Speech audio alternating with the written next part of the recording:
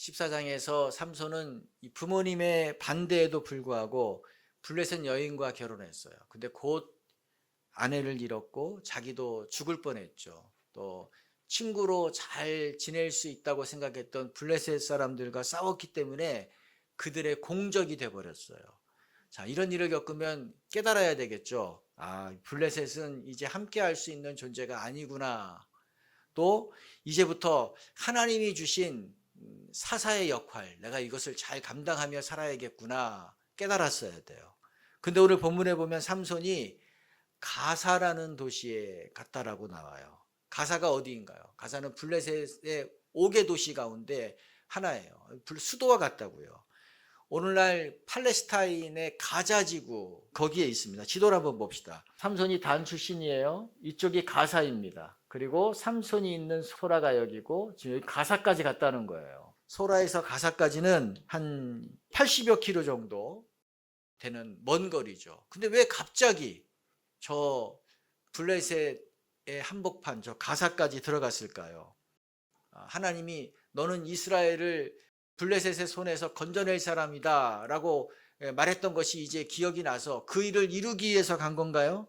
그렇지 않아요. 1절에 보면 나오죠. 1절 한번 읽어봅시다. 삼손이 가사에 가서 거기서 한 기생을 보고 그에게로 들어갔더니. 가사에 가서 어디에 갔대요? 기생의 집에 들어갔대요. 뭐 꼬임에 넘어가서 잘 모르고 간 것이 아니라 이거 스스로 자원해서 들어갔다는 거예요.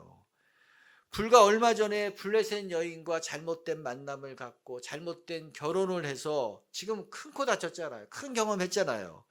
그렇다면 블레셋 여인은 이제 쳐다보지도 않아야 돼요.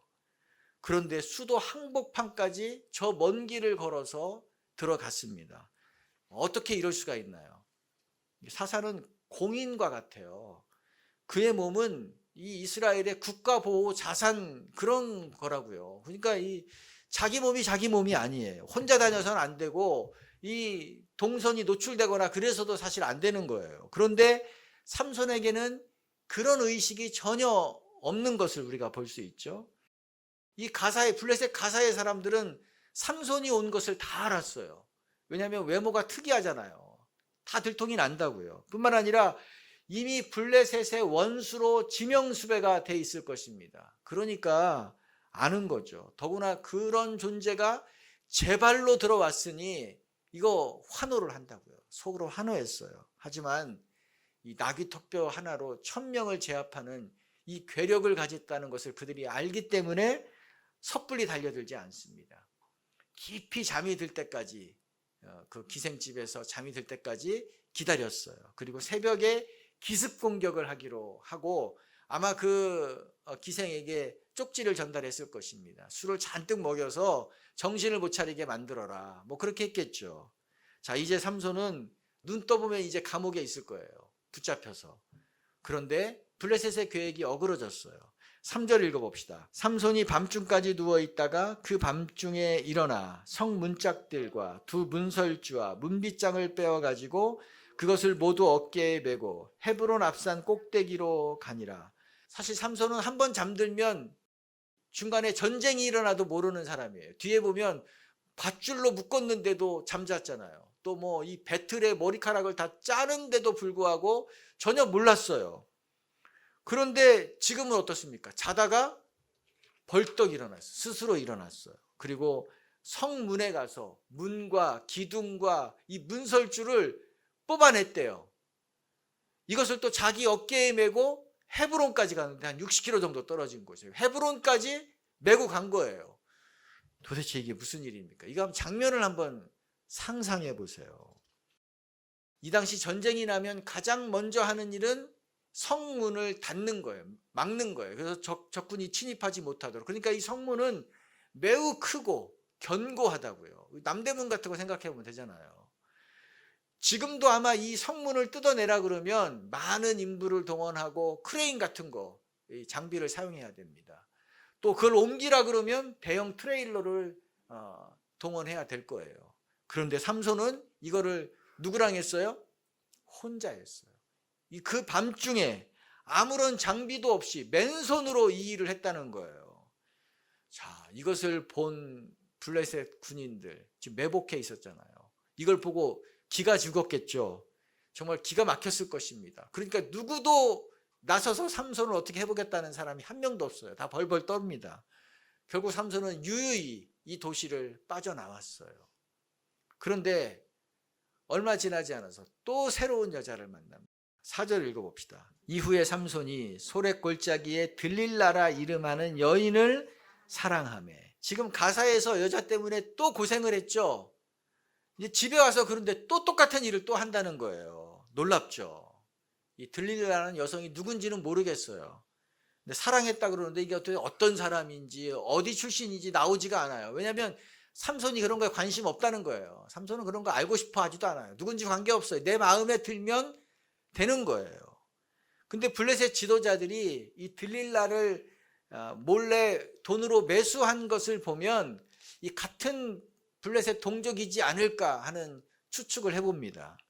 지금 블레셋의 최대 과제는 삼손을 제거하는 거예요. 그런데 이 군사력으로는 안 된다는 결론이 나왔어요. 다른 방법을 찾아야 되는데 뒷조사를 해보니까 삼손이 여자에게 약해요. 늘 여자와 함께 있다는 것을 그 패턴을 발견을 했어요. 이것을 이용하면 이 삼손의 비밀을 알아낼 수 있겠다 판단했죠. 그래서 몰래 들릴라와 접설을 한 거예요. 접근한 거예요. 그래서 당신이 삼손의 힘의 비밀을 알아내라. 당신이 어떻게 하면 삼손을 꼼짝 못하게 할 수 있는 방법이 있는지를 찾아내라. 그러면 우리가 각각 은 1,100개씩 주겠다라고 했어요. 은 1,100개. 각각 준다 그랬으니까 블레셋의 5개 성 도시니까 곱하기 5 하면 5,500개를 준다는 거잖아요. 근데 이거 요즘으로 환산하면 은이 한 60kg 정도 된대요. 60kg. 그러니까 지금 하면 수천만 원 될 거예요. 그러니까 이게 이 당시 화폐 가치로 생각하면 들릴라의 인생을 바꿀 수 있는 거대한 금액인 것입니다. 팔자 고칠 수 있는 거예요. 이런 달콤한 제안을 받고 거부할 사람이 누가 있어요? 이때부터 이제 들릴라가 삼손을 들들 볶기 시작합니다. 삼손이 처음에는 장난으로 여긴 것 같아요. 마르지 않은 칡 7가닥, 힘줄이라 그랬는데 칡 7가닥 이것으로 나를 묶으면 나는 힘이 하나도 없어진다라고 얘기했어요. 또 두 번째는 뭐라고 얘기합니까? 새 밧줄로 나를 꽁꽁 묶으면 나는 힘이 없어진다. 세 번째는 내 머리카락 7가닥을 그 배틀에 넣어서 이 천 짜듯이 짜버리면 나는 힘이 하나도 없어질 것이다. 계속 얘기했어요. 들릴라가 그대로 했잖아요. 그런데도 힘이 안 사라지거든요. 그러니까 삼손에게 이렇게 얘기합니다. 15절 16절 들릴라의 말을 한번 읽어봅시다. 들릴라가 그에게 또 말하였다. 당신은 마음을 내게 털어놓지도 않으면서 어떻게 나를 사랑한다고 말할 수 있어요?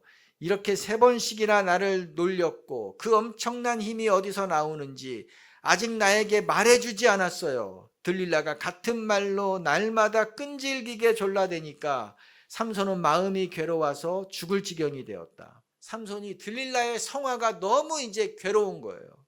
할 수 없이 비밀을 고백했습니다. 나는 나실인이기 때문에 머리카락을 자르면 힘이 없어진다. 능력이 없어진다.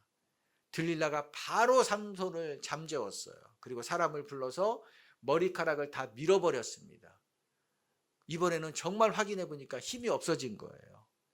그리고 블레셋 사람들은 어떻게 했어요? 그 자리에서 삼손의 2 눈을 뽑아버렸대요.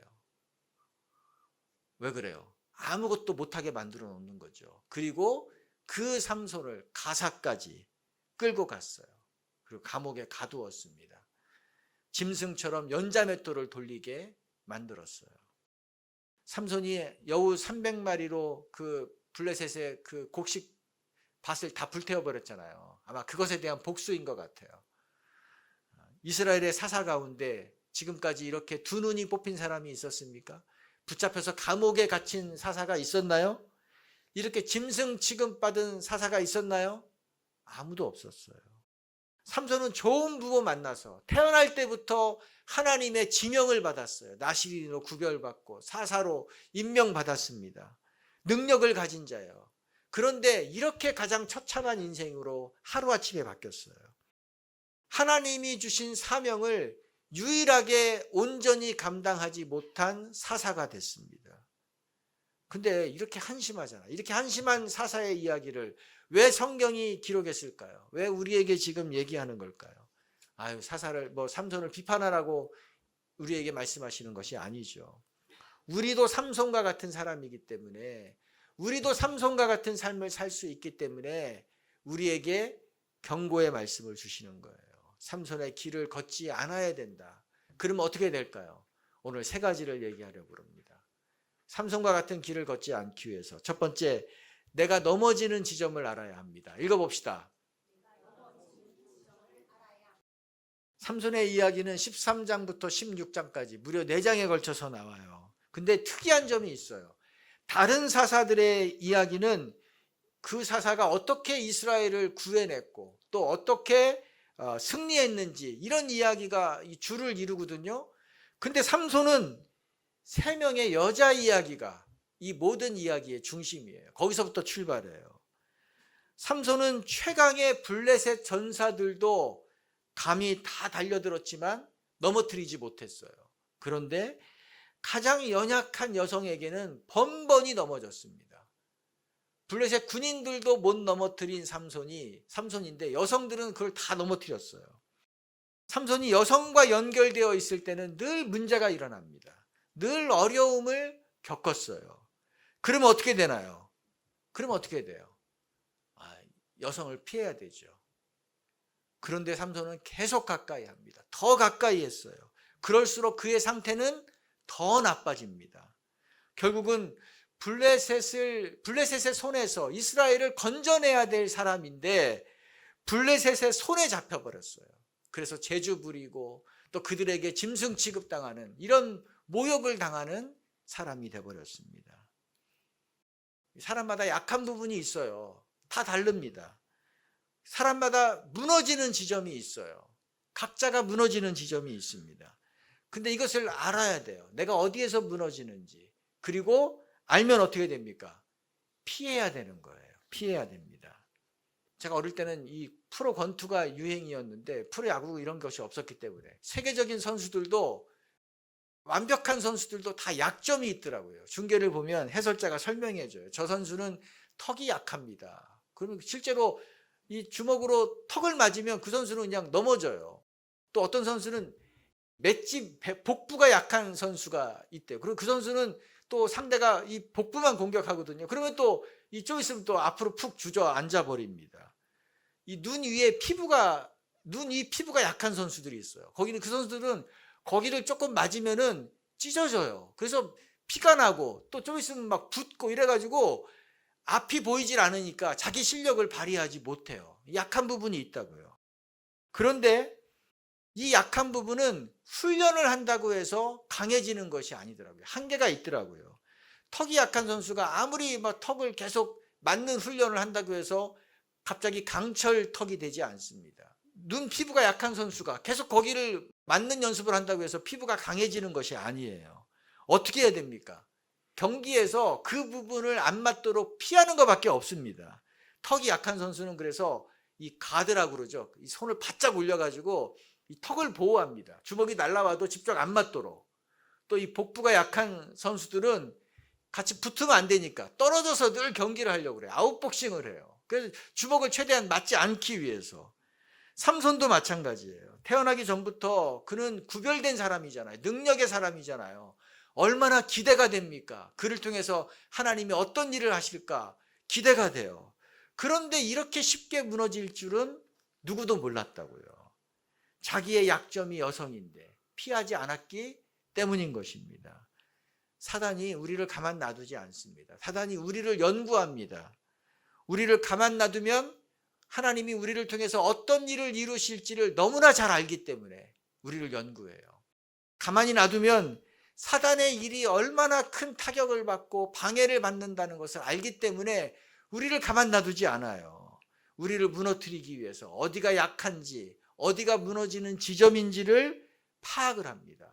그래서 삼손이 가는 곳마다 여자를 두잖아요. 여자를 배치해 놓잖아요. 삼손이 이것을 알았다면 딥나에서 첫 번째 결혼에 실패한 이후에 이제 여성을 피했을 거예요. 멀리 했을 거예요. 가사에서 기생을 만난 다음에 그 고생을 한 이후에는 하나님 믿는 사람하고만 내가 만나야겠다. 하나님 믿는 사람하고만 이성교제 해야겠다고 결단했을 거예요. 그런데 피하지 않으니까 들릴라를 만나잖아요. 들릴라 만나서 완전히 무너졌어요. 사람마다 넘어지는 지점이 있다고요. 죄를 짓는 지점이 있다고요. 하나님과 멀어지게 되는 포인트가 있어요. 마음이 무너지는 그 어떤 지점이 있습니다. 어떻게 해야 돼요? 피해야 됩니다. 그것을 알아야 돼요. 먼저는 내가 어떤 사람을 만나면 내가 이상하게 이 죄를 짓는 그런 경향이 있다. 그걸 파악을 해야 됩니다. 내가 이상하게 어떤 장소에만 가면, 어떤 상황을 맞닥뜨리면 이상하게 그 후부터 하나님과 멀어진다. 그러면 그걸 알아야 돼요. 어떤 말을 들으면 내가 흥분해가지고 그냥 은혜를 다 쏟아버린다. 알아야 됩니다. 내가 넘어지는 지점을 알아야 돼요. 그리고 어떻게 해야 돼요? 피해야 합니다. 따라서 피해야 합니다. 멀리 해야 된다는 거예요. 의도적으로 멀리 해야 된다는 거예요. 다윗이 밧세바를 범한 이후에 혹독한 대가를 치렀어요. 자기의 이제 약점도 알게 됐습니다. 내가 어디서 무너진다는 것을 알았어요. 근데 그 후로는 죽을 때까지 그런 상황을 만들지 않아요. 그런 상황 가운데 들어가지 않습니다. 피했어요. 열왕기상 1장 4절에 보면 다윗이 나이가 많으니까 이제 체온도 떨어지고 이 혼자 거동하기가 불편하니까 이 신하들이 보살핌이 필요한, 보살펴 섬길 수 있는 여자 하나를 보내줬어요. 근데 성경에 보면 심히 아름다운 자라고 합니다. 심히 아리따운 자였다. 그런데 다윗이 끝까지 선을 지킵니다. 자기가 넘어지는 지점을 알기 때문에 끝까지 피한 거예요. 끝까지 피한 거예요. 그 다윗이 그래서 지금도 이스라엘의 영웅으로 대우받는 거잖아요. 삼손이 힘이 없어서 무너졌나요? 삼손이 힘이 없어서 무너진 게 아닙니다. 가장 힘없는 여인들에게 무너졌어요. 우리가 넘어지는 건 마찬가지. 우리가 넘어지는 거 어떤 큰 사건, 큰 일 때문에 넘어지지 않습니다. 어떤 괴상한 뿔 달린 마귀가 나타나서 우리를 유혹하는 것이 아니에요. 아주 작은 건데 그것을 계속 허용하다가 뭐 별거 아니겠지 하고 계속 허용하다가 결국은 나도 모르게 무너진다는 것입니다. 하나님의 영광을 가리게 되는 거예요. 첫 번째, 내가 무너지는 지점을 알아야 됩니다. 아멘. 두 번째, 삼손의 길을 걷지 않게 해서 어떻게 됩니까? 읽어봅시다. 영적 감각이 무뎌지는 것을 경계해야 됩니다. 읽어봅시다. 무뎌지는 것을 경계해야 됩니다. 드릴라는 삼손에게 계속 추궁했어요. 어떻게 하면 당신을 묶을 수 있는지, 그래서 당신을 꼼짝 못하게 만들 수 있는지 알려달라고 계속 캐물었어요. 그리고 방법을 하나씩 알려줄 때마다 당장 그것을 사용하잖아요. 바로 사용했어요. 여러분, 이게 소름 돋는 일 아닌가요? 생각해보면 이상한 일이잖아요. 사랑하는 사람에게 이런 것을 요구하는 법이 있을까요? 이런 거 요구하지 않는다고요. 사랑하면. 그러면 삼손이 깨달았어야 돼요. 한번 그거 실행하는 거 보고 바로 깨달았어야 되죠. 이 여자가 뭔가 불순한 의도를 가지고 나에게 지금 접근하는구나. 나를 지금 이용하려고 하는 거구나. 넘어가면 큰일 나겠다. 그리고 어떻게 돼요? 당장 이 집을 떠나야 돼요. 이 여인과 단절해야 돼요. 관계를 끊어야 됩니다. 그런데 삼손은 오히려 이것을 가지고 수수께끼 놀이를 합니다. 게임을 하고 장난을 쳐요. 딥나에서 블레셋 청년들과 그 수수께끼 하다가 호되게 당했잖아요. 그런데 또 지금 이 수수께끼 게임으로 장난을 하는 거예요. 그 결과가 어떻게 됐습니까? 16절 읽어봅시다. 날마다 그 말로 그를 재촉하여 졸음에 삼손의 마음이 번뇌하여 죽을 지경이라. 괴로워서 마음이 죽겠다는 거예요. 근데 이거 들릴라라는 여성 때문일까요? 여성 때문이기도 하죠. 그런데 지금 마음이 괴로워서 죽겠다는 거는 삼손 안에 있는 성령 하나님이 지금 내적인 경고를 하시는 거예요. 그의 마음의 평강을 깨뜨리시는 겁니다. 지금 위험한 상황이라는 것을 알려주시는 거예요.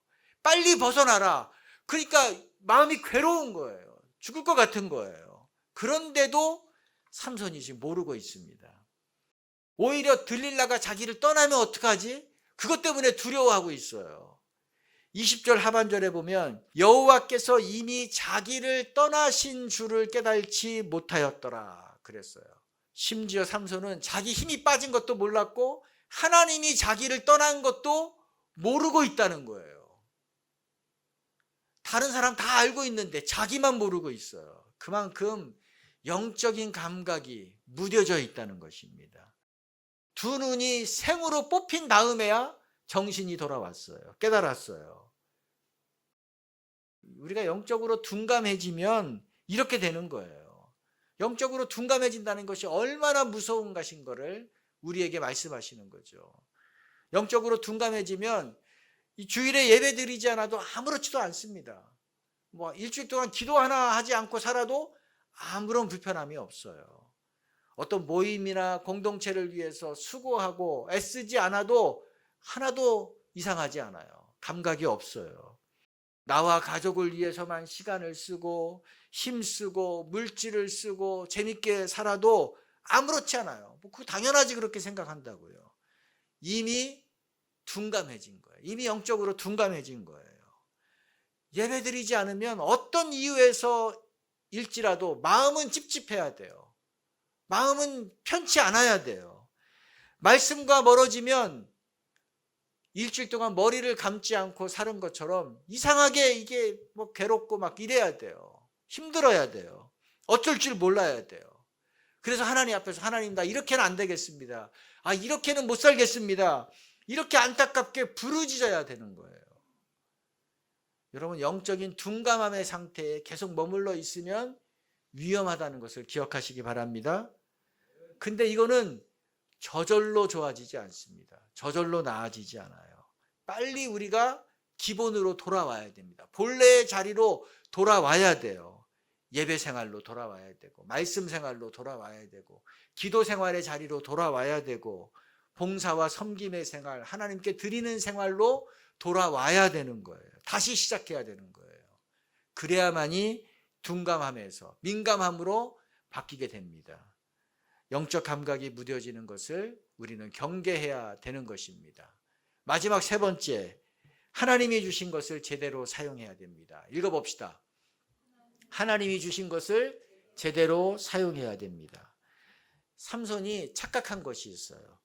내가 힘을 가진 거다라고 생각했어요. 뭐 젊은 사자를 뭐 그냥 찢어서 죽일 정도니까 내가 힘이 센 거다. 블레셋 사람 1000명도 제압을 하니까 내가 힘이 센 거야. 성문짝 그것을 뽑고 어깨에 메고 60km를 걸어가도 뭐 끄떡 없으니까 내가 특별한 사람이야. 내가 강한 거야. 내가 대단한 거야 라고 생각을 했습니다. 나는 뭐든지 다 할 수 있다라고 생각한 거예요. 그런가요? 그런가요? 아니에요. 하나님이 힘 주신 거예요. 삼손의 능력이 아니라 하나님이 능력을 주신 겁니다. 그래서 하나님이 함께 할 때에만 삼손은 힘이 있는 것이고 능력이 있는 거예요. 유효한 거예요. 하나님이 떠나자 어떻게 됐습니까? 하나님이 떠나자 삼손은 아무것도 아닌 사람이 됩니다. 일반인보다도 못한 사람이 돼요. 그러니까 삼손의 머리카락에 자기의 무슨 능력이 있다고 생각했는데 머리카락 자체가 능력이 있는 것이 아닙니다. 하나님이 함께하고 있다는 것을 상징하는 것이 그 머리카락이에요. 머리카락 잘리고 하나님이 떠나니까 어떻게 됐죠? 눈까지 뽑혔어요. 눈까지 뽑혔습니다. 짐승 취급당하고 그거 이 소나 노예들이 하는 연자맷돌을 돌리는 일을 삼손이 하루 종일 하고 있다니까요. 그런 인생이 돼버렸습니다. 예수님이 요한복음 15장 5절에 나를 떠나서는 너희가 아무것도 할 수 없다라고 하셨죠. 진짜 그 말씀 똑같은 거예요. 하나님을 떠나서는 아무것도 할 수 없는 존재가 된다는 거예요. 여러분 하나님이 삼손에게 이 놀라운 힘과 능력을 주신 이유가 뭐였죠? 사명을 감당하는 일에 쓰라고 주셨습니다. 용도를 분명히 지정해 주셨어요. 그런데 자기 정욕을 채우는 일에만 썼잖아요. 자기 복수하는 일에만 썼어요. 하나님이 주신 것을 잘못 사용하자 하나님이 어떻게 하십니까? 그 힘과 능력을 회수해 가셨어요. 그러자 가장 힘없는 사람이 됐고, 그러자 가장 별것 아닌 사람으로 이제 바뀌게 되는 것입니다. 만약 삼손이 정말로 하나님이 주신 그 힘을 제대로 사용했다면 어떻게 됐을까요? 그는 누구도 이길 수 없는 사람이 됐어요. 이스라엘이 지금 블레셋의 지배를 받고 있는데 블레셋과 맞붙어 싸웠다면 이스라엘을 이미 자유케 하고도 남았다고요. 그 사명을 이루고도 남을 수 있는 사람이었습니다. 그런데 삼손은 하나님이 주신 것을 가장 사용하지 못한 사람이 되어버렸어요. 허황된 것에만 다 소진해 버렸습니다. 우리도 마찬가지예요. 우리가 받은 것은 다 누구 것입니까? 하나님이 주신 거예요. 하나님께 받은 것입니다. 여러분 그거 믿으시나요? 삼손처럼 그거 내 것이다라고 착각하면 큰일 나는 거예요. 하나님이 주신 거기 때문에 하나님이 주신 목적대로 사용해야 돼요. 그렇지 않으면 하나님이 그거 가져가십니다. 얘는 이거 안 쓰는구나. 가져가신다고요. 그러나 하나님이 주신 것을 제대로 쓰면 어떻게 됩니까? 그것은 상급이 되고 그것은 영광이 되는 거예요. 하나님께도 영광이 되는 거예요. 건강을 주셨는데 그거를 하나님을 섬기고 사람을 섬기고 공동체를 세우는 일에 사용하면 그 건강이 영광이 됩니다. 상급이 돼요. 하나님이 재능을 주시고 하나님이 직업을 주셨는데 그것을 제대로 사용하면 상급이 되는, 엄청난 상급이 되는 거예요. 하나님이 재물을 주셨는데 그거를 하나님이 사용하라고 하신 일에 제대로 사용하면 그것이 놀라운 능력이 됩니다. 하나님께도 영광이 되고 자신에게도 영광이 되는 거예요. 그런데 자기만을 위해서 쓰면, 나만을 위해서 쓰면 어떻게 돼요? 아무것도 아닌 게 됩니다. 하나님 도로 가져가신다 그랬잖아요. 도로 가져가세요. 후회한다고요. 나중에 후회해요. 그러면 내가 건강할 때 왜 그렇게 살았을까? 후회한다고요. 내가 현역에 있을 때, 하나님이 힘 주셨을 때 내가 왜 아무것도 안 하고 살았을까? 하나님이 나에게 물질을 주셨는데 내가 왜 그거 제대로 안 써서 지금 다 이렇게 허랑방탕하다가 지금 아무것도 없는 사람이 되었을까? 후회한다고요. 여러분 후회하는 삶이 돼서는 안 됩니다. 제대로 쓰는 삶이 돼야 돼요. 제가 지난주에 이 가방이 지퍼가 고장이 났어요. 그래서 이제 그 수선을 해야겠다 생각하고 가방에 있는 거를 다 꺼냈거든요. 근데 가방에 의외로 많은 것들이 들어있더라고요. 거기 이제 꺼내서 식탁 위에 올려놨는데 커피 쿠폰이 한 4장, 5장 정도 나왔어요. 근데 우리 아내가 보더니 사용 기간이 지났대요. 사용 기간이 지나서 버리라고 하더라고요. 우리 둘째가 선물로 준 건데 그거 친구 오면 써야지, 손님이 오면 같이 사용해야지 하고서 가방에 넣어놨단 말이에요. 그런데 사용을 하지 않은 거예요. 우리 어머니가 예전에 야 그거 아끼다가 똥 된다 그런 말씀을 가끔 하셨는데 진짜로 아끼다가 쓰레기가 돼버렸어요. 아무것도 아닌 것이 돼버렸어요. 근데 그런 생각이 들더라고요. 커피 쿠폰이어서 다행이지 복권이었으면 어떻게 될 뻔했나 그런 마음이 들기도 했고, 또 하나는 그런데 하나님이 우리에게, 나에게 능력을 주시고 힘도 주시고 시간도 주시고 돈도 주셨는데 내가 이 커피 쿠폰처럼 사용 안 하고 묵혀두고 있다가 이거 나중에 불현듯 하나님 앞에 가면 이거 어떻게 될까? 어떻게 되지? 그런 생각이 마음에 들었습니다. 그렇구나. 하나님이 주신 것을 하나님께 제대로 사용하지 않으면 이거 하나님 도로 가져계시겠구나. 아무 쓸모없게 되겠구나. 그런 생각을 했습니다. 사랑하는 성도 여러분, 지금 가지고 있는 것을 사용하셔야 됩니다. 지금 사용하셔야 되고 지금 쓰셔야 돼요. 지금 여러분의 힘을 쓰셔야 되고 지금 여러분의 재능, 은사를 쓰셔야 되고 지금 여러분이 가지고 있는 시간을 쓰셔야 되고 물질을 하나님이 원하시는 곳에 주신 그 목적대로 쓰셔야 될 줄로 믿습니다.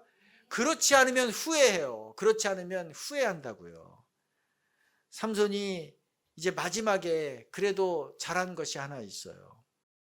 블레셋 사람들이 다곤을 섬겼다고, 다곤이라는 우상을 섬겼어요. 근데 그 다곤의 신전에 지금 다 모였습니다. 왜냐하면 삼손 생포 기념 예배를, 축하 예배를 지금 드리기 위해서 모였어요.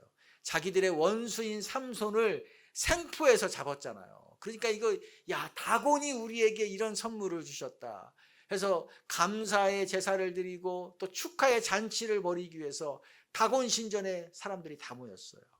이때 삼손을 불러서 또 제주를 부리라고, 서커스 단원도 아닌데 또 시키죠. 조롱하는 거예요. 수모를 주는 거예요. 이때 삼손이 하나님 앞에 기도합니다. 하나님, 나에게 이제 한 번만 더 능력을 주십시오. 그러면 내가 이들과 함께 죽겠습니다. 이들과 함께 죽겠습니다. 하나님이 마지막 힘을 주셨어요. 그래서 그 신전 기둥이 무너져서 아마 그 안에 3,000명도 넘게 있었던 것 같아요. 옥상에만 3,000명이 있었다 그러니까 그 안에 있는 사람들이 다 죽었어요. 삼손도 그렇게 죽었죠. 마지막에 그 일을 이룹니다. 여러분, 삼손은 지금까지 제멋대로 살았어요. 자기 멋대로 인생을 살았어요. 하나님의 부르심을 알았지만 다 무시하고 살았습니다. 하지만 하나님은 삼손에게 한 약속을 끝까지 지키셨어요. 오늘 그 모습입니다. 끝까지 지키셨어요. 삼손을 통해서 블레셋을 심판하셨습니다. 하지만 삼손은 자기가 가진 능력, 하나님이 자기에게 주신 능력의 10%도 사용하지 못한 것 같아요. 10%도 사용하지 못한 것 같아요. 어떤 그 축구 선수가 있다고 합시다. 이 사람은 대표팀, 축구 국가대표팀을 월드컵 결승전에 올려놓고 거기에서 결승골을 꼭 넣고 우승컵을 들 수 있을 만한 실력을 가진 그런 사람이에요. 그런데 조기 축구 대회에 나가서, 대항전에 나가서 거기서 팀을 우승시키는 것으로 끝났어요. 은퇴했어요. 얼마나 안타깝나요? 아니, 월드컵에서 우승할 수 있는 그런 실력과 그런 능력을 가진 사람인데 조기 축구 대회에서 우승하고 끝났다 그러면 이건 정말 안타까운 일이잖아요. 자기의 능력을 발휘하지 못한 거예요. 삼손이 이와 비슷해요. 하나님이 삼손을 통해서 이루고자 하시는 그 계획은 이루어졌어요. 그런데 아주 부분적으로만 이루어졌습니다. 부분적인 성취였어요. 삼손은 이스라엘의 사사였지만 삼손의 때에 여전히 이스라엘은 블레셋의 지배하에 있었습니다. 삼손은 그것을 건져내라고 하나님이 사사로 세웠는데 삼손의 때에 여전히 블레셋의 지배하에 있었고 삼손 이후에 그 삼손의 지파는 사라져버려요. 그 땅을 잃어버립니다. 정말로 아쉬운 부분이죠. 그러므로 우리가 이렇게 될 수 있다니까. 우리 어떻게 됩니까? 내가 넘어지는 지점을 알아야 됩니다. 그리고 영적 감각이 무뎌지는 것을 경계해야 됩니다. 그리고 하나님이 주신 것을 우리는 제대로 사용하는 사람이 돼야 될 줄로 믿습니다. 여러분이 그런 복된 인생이 되십시오. 우리 교회가 그런 복된 교회가 되기를 주님의 이름으로 축복합니다. 같이 기도합시다. 우리는 지금 3번에 걸쳐서 삼손의 이야기를 봤습니다. 삼손만큼 능력을 가진 자, 힘을 가진 자가 없었어요. 정말로 비교할 수 없는 어나더 레벨의 그런 능력의 사람입니다. 그런데 그가 한 일은 너무나 없어요. 하나님의 부르심을 무시하고 살았습니다. 자기 힘 자랑하고 자기를 위해서만 온 시간과 온 재능을 다 쏟아 부었어요. 이렇게 하나님을 무시하며 살았지만 그런데도 하나님은 삼손을 버리지 않고, 사실 삼손은 이미 죽어도 몇 번이나 죽었어야 될 사람인데 그는 하나님과의 언약을 깨트린 자인데, 그래서 하나님 앞에 징계받고 죽어도 할 말이 없는 자인데 하나님은 끝까지 삼손을 붙잡고 삼손을 설득하고 지키고 보호하고, 그래서 삼손이 마지막에 그 블레셋의 그 일부의 사람들을 진멸하는 일에 쓰임받게 하셨습니다. 하나님의 신실하심이에요. 우리는 약하지만, 우리는 매번 넘어지고, 우리는 실수하지만, 우리는 삼손과 같은 사람이지만 하나님은 그럼에도 불구하고 신실하셔서 우리를 통한 하나님의 계획을 놓지 않으신다는 것입니다. 우리에게 기회를 주신다는 거예요. 우리가 또 그 일을 할 수 있도록 살아갈 길을 열어주신다는 것입니다. 얼마나 감사합니까? 우리는 삼손을 통해서 이 신실하신 하나님, 포기하지 않으시는 하나님, 우리의 약함 가운데에서도 하나님의 일을 이루시는 그 하나님을 알 수 있는 것입니다. 반면에 또 우리는 그 하나님이 주신 것들을 지키기 위해서 넘어지지 않아야 돼요. 영적 감각을 유지해야 되고, 하나님이 지금 나에게 주신 것들을, 그것이 무엇이든지 하나님의 그 목적에 맞게 쓰임 받도록 하나님 앞에 내어 드려야 됩니다. 하나님, 나를 써주십시오. 우리 하나님께 부르짖고 그 사역의 현장으로 들어가야 되는 것입니다. 우리가 함께 기도할 때, 하나님, 내가 이런 삶을 살겠습니다. 내 안에 그런 삼손과 같은 요소가 있음에도 불구하고 신실하게 믿어주시고 지켜주신 하나님의 은혜를 감사합니다. 이제 내가 죄 가운데 빠지는 것이 아니라 하나님이 주신 것들을 하나님을 위해서 사용하는 그런 삶이 되기 원합니다. 우리의 마음을 하나님 앞에 올려드리며 나아갑시다. 기도합시다. 하나님, 오늘 우리에게 삼손의 말씀을 통해서 우리에게 교훈을 주신 것 감사합니다. 하나님의 신실하심을 다시 한번 알게 해주셔서 감사합니다. 우리는 반복해서 죄를 짓고, 우리는 똑같은 곳에서 또 넘어지고, 하나님이 주신 능력인데 내 것이라고 생각하고 나를 위해서 쓰고 나의 유익과 나의 자랑하는 것에 정신이 없이 살았습니다. 하나님에 대한 그 관심이 없었고 눈이 먼 것처럼 영적 감각이 무디어져서 살았습니다. 하나님, 용서하여 주십시오. 이제 다시 한번 깨어있기를 원합니다. 하나님이 주신 그 귀한 소중한 자원들, 은혜들, 능력들, 그 간증들, 힘, 가족들, 나의 경험들, 직업, 물질, 아버지, 이 모든 것들을 나만을 위해서 쓰고 나의 가족만을 위해서 쓰는 그 시야에서 벗어나게 하여 주시옵소서. 이제 주님의 나라와 주님의 의를 구하며 하나님의 교회를 세우고 성도를 세우고 사람들을 섬기고 세상을 이롭게 하는 일에 하나님 사용되기를 원합니다. 우리를 사용하여 주시옵소서. 하나님이 100을 주셨는데 10도 쓰지 못하고 간 삼손과 같은 인생이 아니라 하나님이 100을 주셨는데 그것을 다 쓰고 가는, 그래서 후회하는 인생이 아니라 하나님을 찬미하면서 이 땅을 떠나는 그런 인생이 되게 하여 주시옵소서. 그런 믿음의 사람들이 되게 하여 주시옵소서. 행여 넘어진 사람이 있다면 다시 일으켜 주시기를 원합니다. 영적인 무감각 가운데에서 하나님과 멀어진 자들이 있다면 하나님, 천둥과 같은 소리로 그들을 깨워 주시옵소서. 주님 앞에 돌아오게 하여 주시옵소서. 하나님 앞에 허비하는 인생이 아니라, 하나님이 주신 것을 낭비하는 인생이 아니라 하나님이 주신 것을 제대로 사용하는 인생으로 변모되게 하여 주시옵소서. 하나님, 우리의 공동체가 그런 교회 되게 하여 주시옵소서. 아멘. 우리는 삼손의 모습을 보는 것이 아니라 삼손 뒤에서 역사하시는 하나님을 봐야 된다 그랬어요. 그런 한심한 삼손도 하나님이 끝까지 붙잡으시고 끝까지 놓지 않으시고 하나님의 일을 이루어 주시는 분이십니다. 그 하나님이 우리의 하나님이세요. 그래서 우리는 이 신실하신 하나님, 우리를 끝까지 믿어주시는 이 하나님을 찬양하며 바라보며 나아가야지 넘어지지 않는 것입니다. 우리 한번 이 하나님을 찬양하며 나아갑시다. 하나님, 한 번도 나를, 하나님 한 번도 나를 실망시킨 적 없으시고 언제나 공평과 은혜로 나를 지키셨네. 지나온 모든 세월들, 지나온 모든 세월들 돌아보아도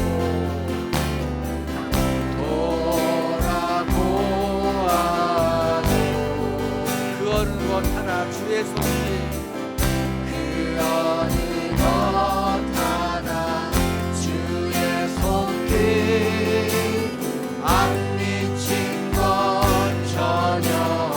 오 신실하신 주, 오 신실하신 주,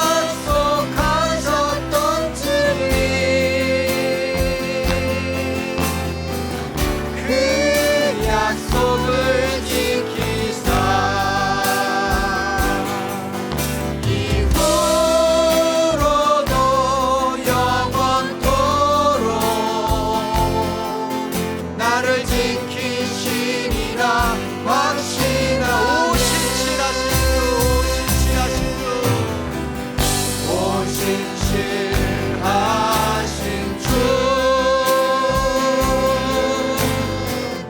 오 신실하신 주,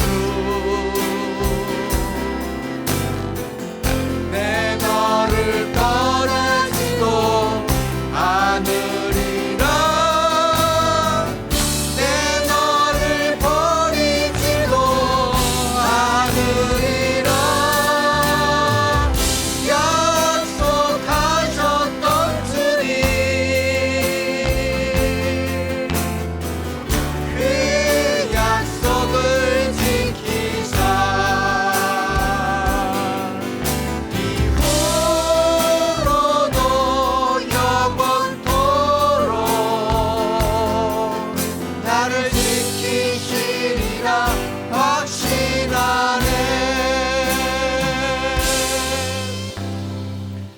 아멘. 하나님, 저희가 삼손 같은 존재였습니다.